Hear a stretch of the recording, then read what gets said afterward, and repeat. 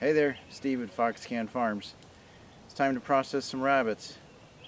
Um, Maybe you're kind of wondering how the things are done. We're not going to show the processing, but we'll share with you our setup that works well for us so far. Okay, so this is not exactly our most favorite part of the whole process of raising rabbits, but rabbits are a lean meat, higher protein per ounce than even chicken, even leaner than chicken. And it's been a really good food and very self-sustainable food for us, for our family. And so what I thought I'd do is just give you a little tour, kind of an overview of how we do our setup. We're not going to show butchering a rabbit. You know, maybe sometime down the road we might think about doing that, but for now, let's walk you through our setup. So you don't have to have what we have.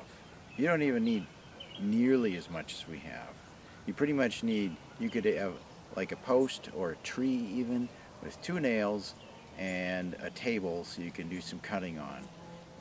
2 nails would be to put the rabbit's head in and separate, you know, the spine so that the rabbit is pretty much dead, and go from there. But here's what we do. So we'll start right over here. Right over here we just have a little table set up. We've got our stun gun.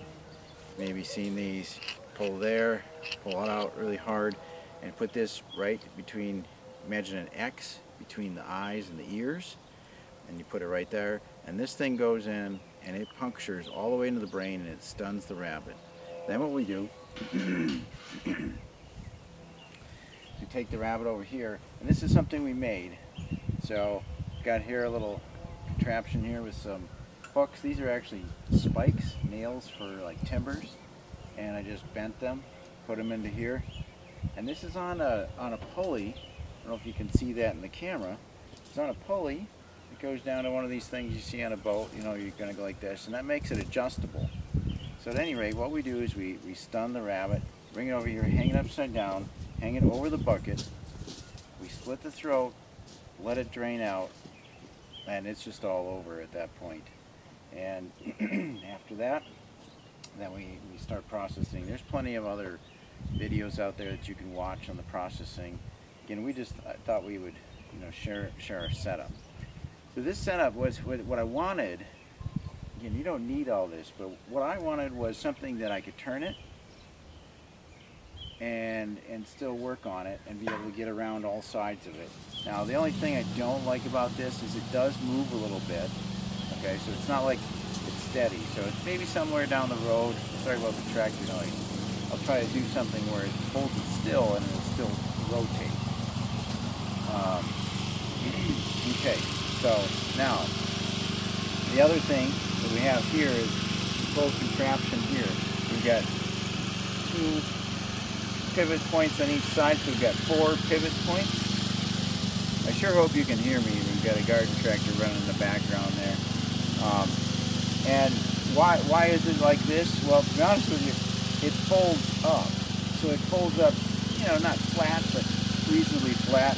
And then what it does is we've got these little stands here where we'll put the ends in on each side, and that way the legs are out of the way. Now this is all clamped to a stainless steel table that I picked up at an estate sale sometime in the past. And again, you don't need all this. This just really works out well for us, and just thought we'd share it with you. So after over here we do the gutting, skinning, the gutting. Then we bring the rabbit over here, and then one of my daughters, she makes the cuts. Now, once you've got the rabbit, you could cook it just like that. But what my wife likes to do is put the legs, combine those, because the legs and the other parts of the rabbit cook at different rates. So she likes to put all the legs together. Like on the back, we'll kind of flay that out, kind of like you do on a fish, and kind of over the bones, and then the legs all the legs go together, as I already said. Sorry, and then the hips are really what, and the cage, the rib cage that's left, we put that in for stock. So we make broth out of all of that. So everything gets used, make good use of.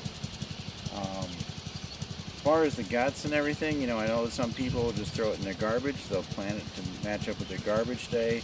Some people put it in their freezer and then throw it out in the garbage.